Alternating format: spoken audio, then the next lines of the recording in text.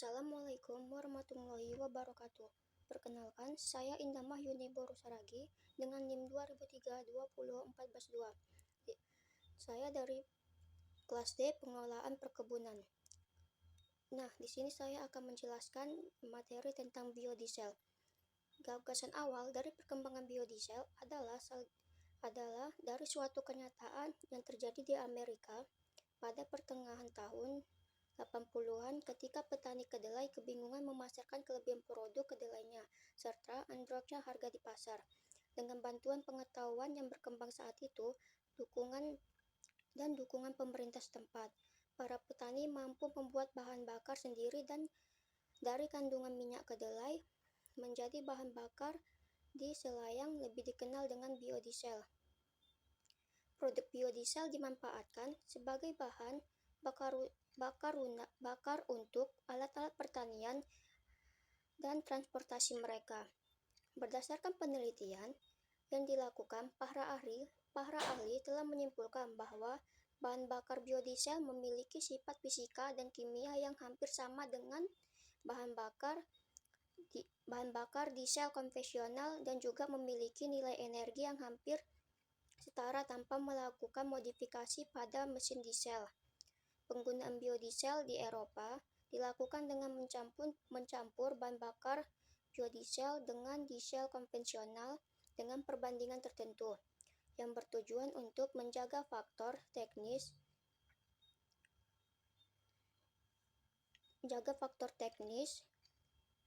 pada mesin terhadap produk baru serta menjaga kualitas bilangan standar biodiesel yang harus sama atau lebih besar 40. Sumber minyak nabati lainnya yang diolah menjadi biodiesel yaitu dari kanola dan bunga matahari. Biodiesel merupakan bahan bakar yang terdiri dari campuran mono-alkyl ester dari rantai panjang asam lemak yang dipakai sebagai alternatif bagi bahan bakar mesin diesel sedan terbuat dari sumber terbaruinya seperti minyak nabati, misalnya minyak sawit, minyak kelapa, minyak kemiri, minyak jarak pagar, dan minyak berbagai tumbuhan yang mengandung triserida. Biodiesel tergolong bahan bakar yang dapat diperbarui karena diproduksi dari hasil pertanian, antara lain jarak pagar, kelapa sawit, kedelai, jagung, kapas, dan juga bisa dari lemak hewan. Penggunaan biodiesel cukup sederhana, dapat terurai, tidak beracun, dan pada dasarnya bebas kandungan belerang atau sulfur. Biodiesel memiliki kelebihan dibandingkan dengan solar antara lain. Yang pertama yaitu termasuk bahan bakar yang dapat diperbarui. Yang kedua, tidak memerlukan modifikasi mesin yang telah ada. Yang ketiga, telah memperparah efek rumah kaca karena siklus karbon yang terlibat pendek. Yang keempat, kandungan energi yang hampir sama dengan kandungan energi petroleum diesel sekitar 80% dari petroleum diesel. Yang kelima, ada penggunaan biodiesel dapat memperpanjang usia mesin diesel karena memberikan lubrikasi lebih daripada bahan bakar petroleum. Yang keenam, aman digunakan karena terlebih terurai daripada gula. Kandungan racunnya 10 kali lebih rendah daripada garam. Memiliki flash point yang tinggi yaitu sekitar 200 derajat Celcius, sedangkan bahan bakar diesel petroleum flash point-nya hanya sekitar 70%. Yang ketujuh yaitu bilangan cetana yang lebih tinggi daripada petroleum diesel. Yang kedelapan, hasil pembakaran dari biodiesel ini 90% mengurangi total hidrokarbon yang tidak terbakar, 75-90% mengurangi senyawa hidrokarbon aromatik secara signifikan, mengurangi karbon monoksida, dan 90% mengurangi risiko kanker. Pada prinsipnya, pembuatan biodiesel sangat sederhana. Biodiesel dihasilkan melalui proses yang dapat reaksi edifikasi asam lemak bebas atau reaksi transesterifikasi trigliserida dengan alkohol dengan bantuan katalitas, dan dari reaksi ini akan dihasilkan metil ester atau etil ester asam lemak dan gliserol pada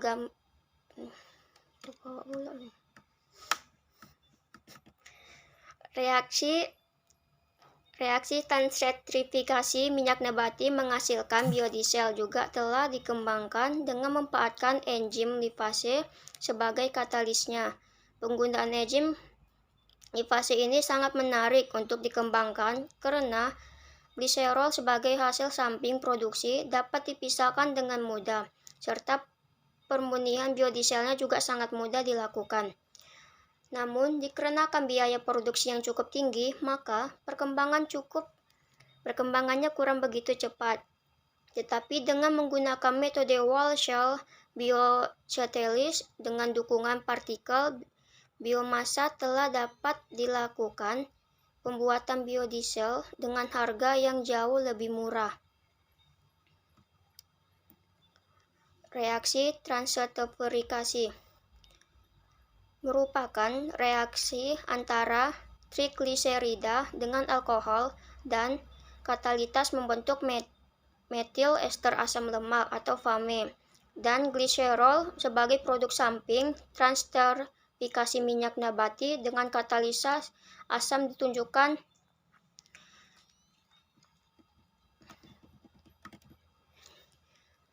dan dapat dijelaskan bahwa asam karboksilat dapat terbentuk oleh reaksi karboksi tahap 2 dengan adanya air dalam campuran reaksi.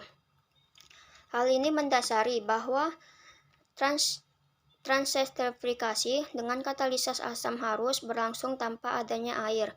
Kehadiran air ini akan menurunkan hasil alkyl ester. Contoh katalitas asam adalah H2SO4 yang memberi konversi tinggi tetapi reaksi berlangsung lambat, lebih dari 3 jam, dan memerlukan suhu di atas 100 derajat Celcius.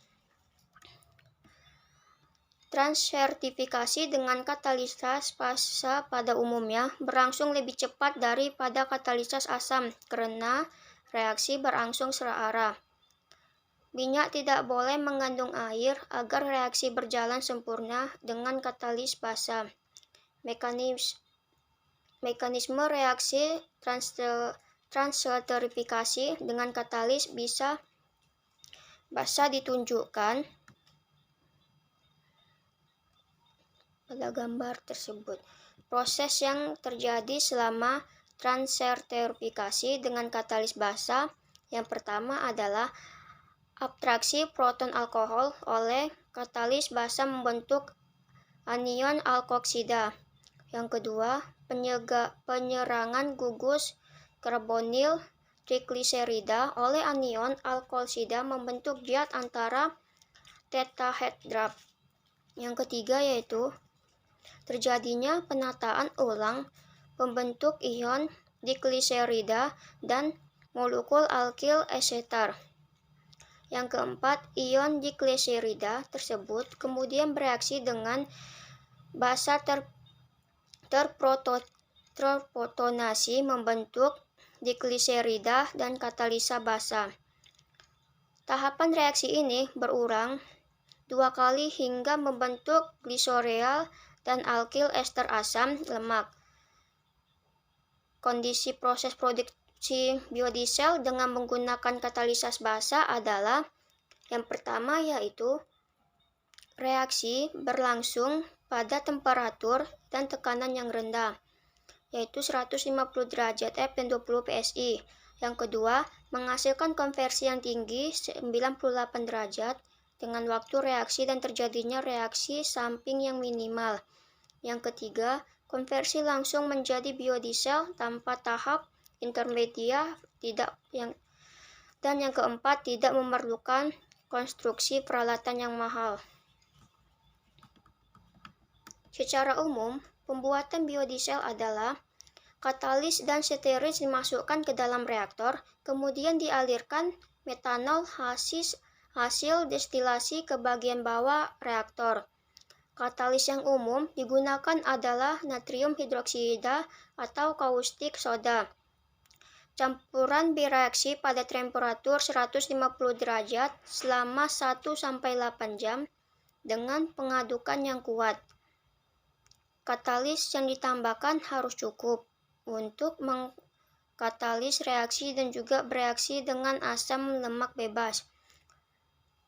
Jika kandungan asam lemak bebas terlalu tinggi atau lebih dari 0,5% dikurang 1%, atau jika terdapat air dalam reaksi, sabun akan terbentuk dengan terlebih dahulu membentuk emulasi dengan metanol dan minyak, sehingga reaksi metanolis tidak dapat terjadi. Karena minyak digunakan harus diolah sedemikian rupa untuk membuang asam lemak bebas dan semua laju umpan masuk dijaga agar bebas air. Biasanya, dalam pembuatan biodiesel digunakan metanol berlebih supaya minyak ataupun lemak yang digunakan terkonversi secara total membentuk ester. Kelebihan metanol dapat dipisahkan dengan proses destilasi. Metanol yang diperoleh kembali ini dapat digunakan lagi untuk proses pembuatan biodiesel selanjutnya. Pada tahap ini juga perlu dijaga agar air tidak terakumulasi pada alur pengeluaran metanol. Setelah reaksi selesai dan metanol telah dipisahkan, terbentuk dua produk utama, yaitu gliserol dan metil ester. Karena adanya perbedaan destinasi atau gliserol 10 lbs per gal dan metil ester 7,35 lbs per gal, maka keduanya dapat terpisah secara gravitasi.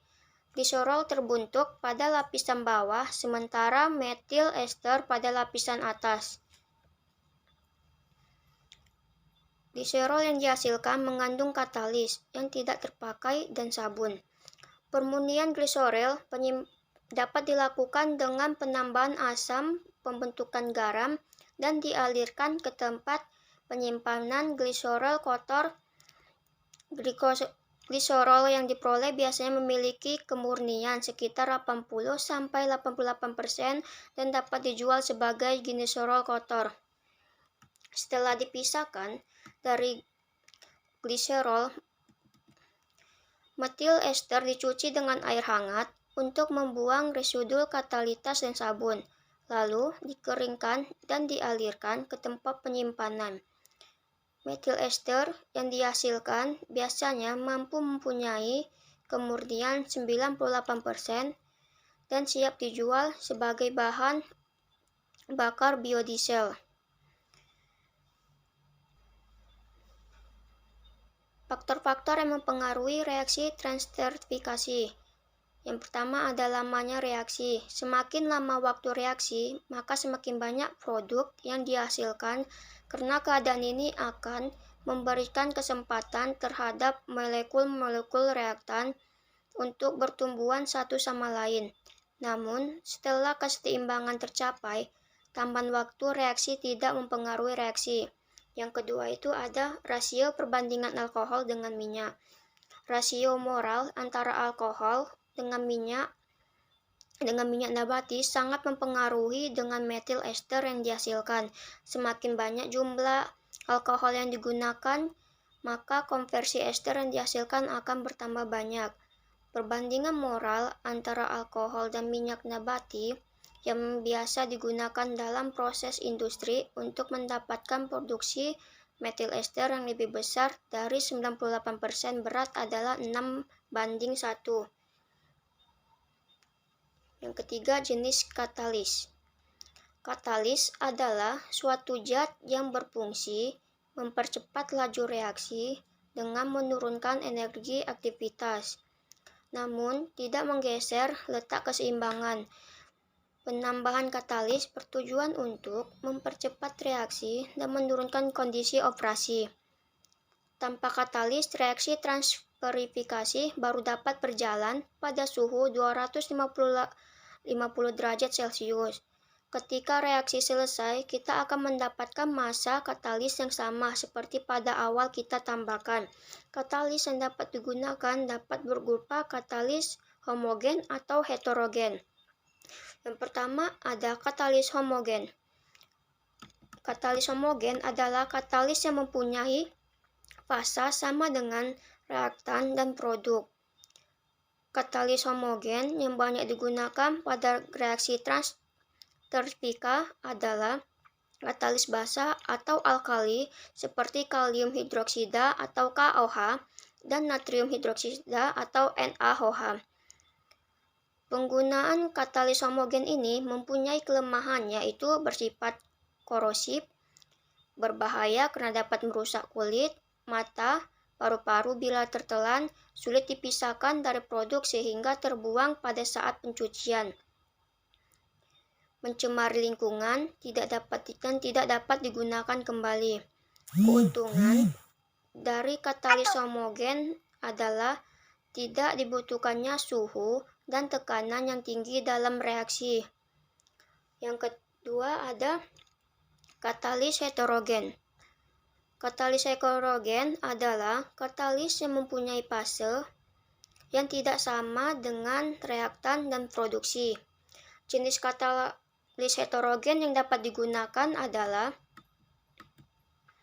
pada reaksi transsesterifikasi adalah CaO, MgO, dan keuntungan menggunakan katalis ini adalah mempunyai aktivitas yang tinggi, kondisi reaksi yang ringan, masa hidup katalis yang panjang, biaya katalis yang rendah, tidak korosif, ramah lingkungan, dan menghasilkan sedikit masalah pembuangan.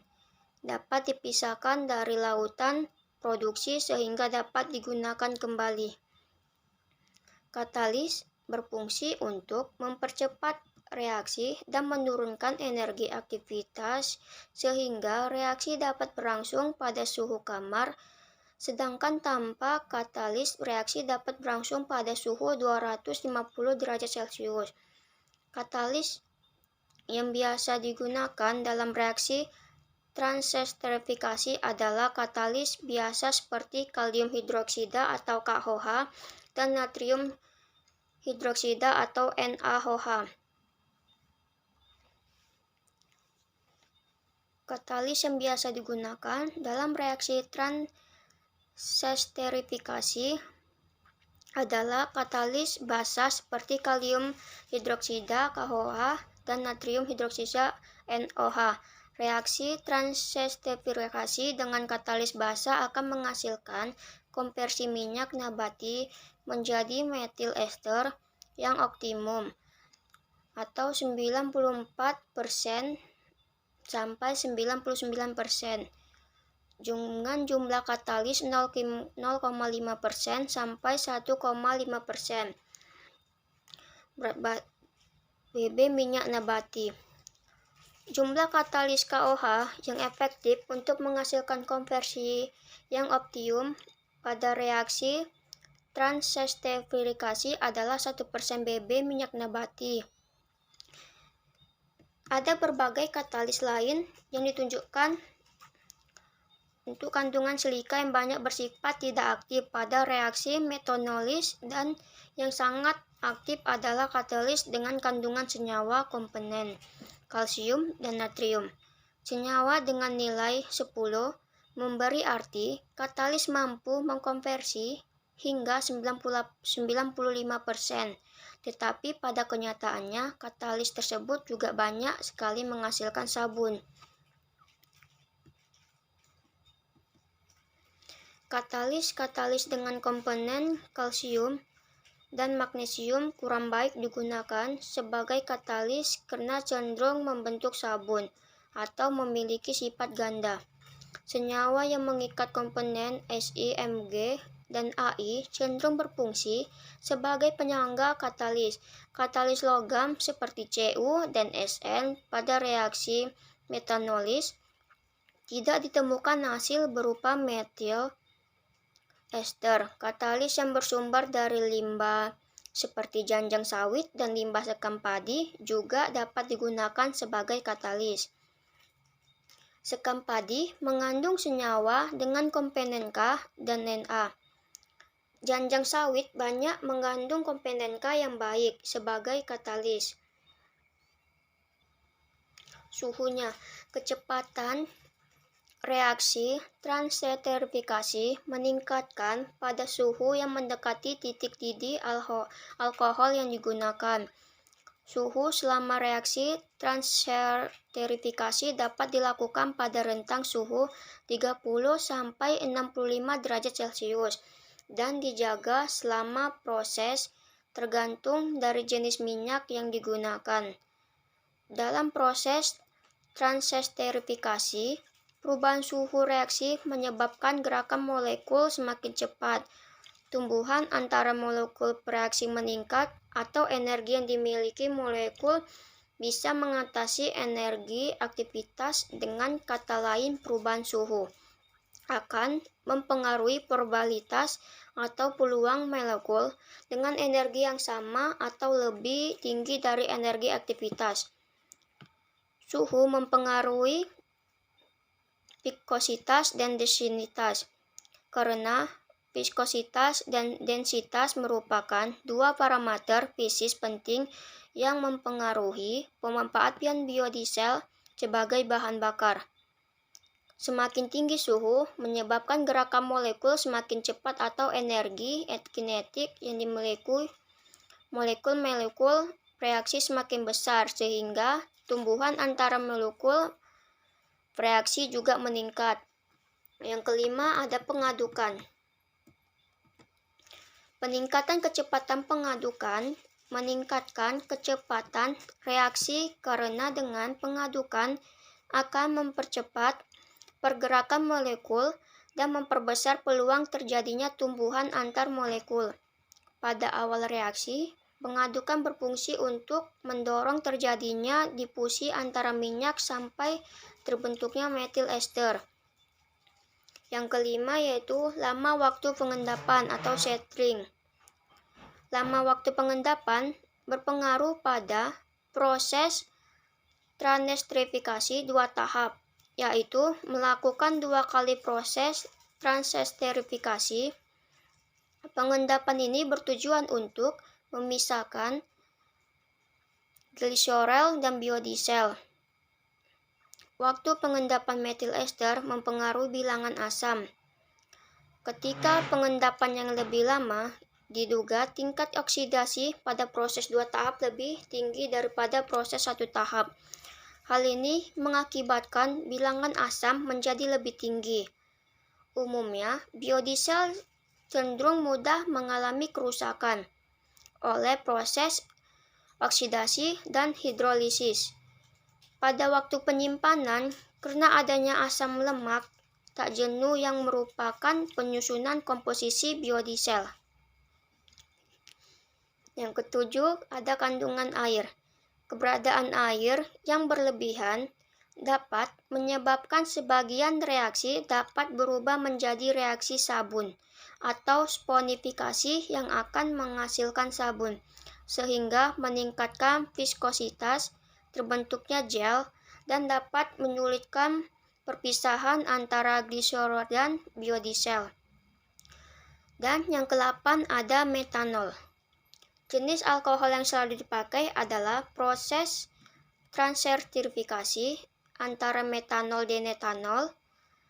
Dan metanol merupakan jenis alkohol yang paling disukai dalam pembuatan biodiesel karena metanol atau CH3OH mempunyai keuntungan lebih mudah bereaksi atau lebih stabil dibandingkan dengan etanol atau C2H5OH karena metanol memiliki satu ikatan stabil dibanding karbon, sedangkan etanol memiliki dua ikatan karbon, sehingga lebih mudah memperoleh pemisah gliserol dibanding dengan etanol.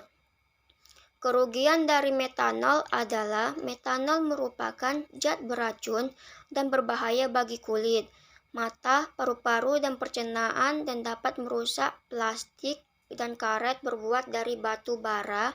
Metanol berwarna bening seperti air, mudah menguap, mudah terbakar, dan mudah bercampur dengan air.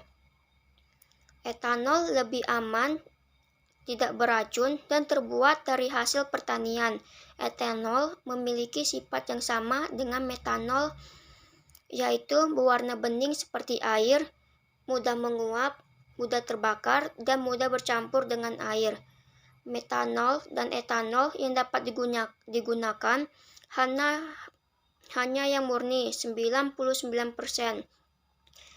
Metanol memiliki massa jenis 0,7915 g/m², sedangkan etanol memiliki massa jenis 0,79. Pembuatan biodiesel dari minyak nabati. Yang pertama adalah esterifikasi. Minyak lemak mentah tak jarang mengandung asam lemak bebas dalam jumlah besar. Asam lemak bebas adalah asam lemak yang berada sebagai asam bebas tidak terikat sebagai trigliserida. Asam lemak bebas dihasilkan oleh proses hidrolisis dan oksidasi, biasanya bergabung dengan lemak netral. Hasil reaksi hidrolisa minyak sawit adalah gliserol dan ALB.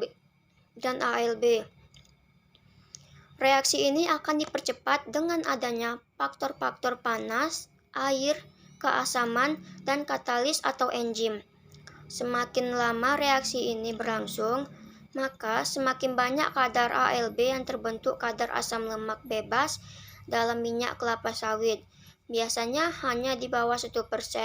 Lemak dengan kadar asam lemak bebas lebih besar dari 1%. Jika dicicipi, akan terasa pada permukaan lidah dan tidak berbau tengi. Namun, intensitasnya tidak bertambah dengan bertambahnya jumlah asam lemak bebas. Asam lemak bebas, walaupun berada dalam jumlah kecil, mengakibatkan rasa tidak lezat. Hal ini berlaku pada lemak yang mengandung asam lemak tidak menguap dengan jumlah atom C lebih besar dari 14. Asam lemak bebas dalam konsentrasi tinggi yang terikut dalam minyak nabati singkat sangat merugikan. Tingginya asam lemak bebas ini mengakibatkan rendaman minyak turun. Untuk itu, perlu dilakukan usaha pencegahan terbentuknya asam lemak bebas dalam minyak sawit. Kenaikan asam lemak bebas ditentukan mulai dari saat buah dipanen sampai buah diolah di pabrik. Kenaikan ALB ini disebabkan adanya reaksi hidrolisa pada minyak. Beberapa faktor yang dapat menyebabkan peningkatan kadar ALB yang relatif tinggi dalam minyak nabati antara lain: pertama, pemanenan buah yang tidak tepat waktu; kedua, keterlambatan dan pengumpulan dan pengangkutan buah; ketiga, penumpukan buah yang terlalu lama. Proses hidrolisa selama di pabrik untuk minyak-minyak mentah seperti ini sebelum proses transertifikasi. Dilakukan proses praesterifikasi. Definisi ilmiah esterifikasi adalah reaksi pembentukan ester dari asam karboksilat dengan alkohol. Asam lemak bebas diubah menjadi ester metil asam lemak melalui reaksian dengan metanol RCOOH ditambah CH3OH H2O ditambah RCOOCH3. Asam lemak bebas ditambah metanol, air ditambah ester alkil asam lemak. Reaksi esterifikasi ini merupakan reaksi keseimbangan endoterm, sehingga diperlukan pemanasan untuk mempercepat reaksi ini. Walaupun reaksi ini sudah dipercepat dengan katalis, namun masih merupakan reaksi keseimbangan yang relatif lambat. Katalis yang cocok untuk reaksi esterifikasi adalah asam kuat seperti asam sulfat, asam sulfanoorganik, dan resin penukar kation asam kuat. Dalam pelaksanaannya, kualitas yang kerap digunakan adalah asam sulfat. Yang kedua ada transertifikasi. Salah satu proses pembuatan biodiesel yang paling banyak digunakan dalam industri adalah transertifikasi minyak nabati. Transertifikasi adalah reaksi antara trigliserida dan alkohol menghasilkan gliserol bebas dan ester alkim asam lemak. Yang pertama kali dilakukan pada tahun 1853 oleh ilmuwan Eduvie dan J. Frederick. Transferifikasi adalah penggantian gugus alkohol dari ester dengan alkohol lain. Umumnya katalis yang digunakan NaOH2 atau KOH. Metanol lebih umum digunakan untuk proses Transertifikasi karena harganya lebih murah dan lebih mudah untuk didaur ulang kembali, walaupun tidak menutup kemungkinan untuk menggunakan jenis alkohol lainnya seperti etanol. Transertifikasi merupakan suatu reaksi kesetimbangan untuk mendorong reaksi agar bergerak ke arah hasil reaksi sehingga dihasilkan metil ester atau biodiesel, maka perlu digunakan alkohol dalam jumlah yang lebih atau salah satu produk yang dihasilkan harus dipisahkan.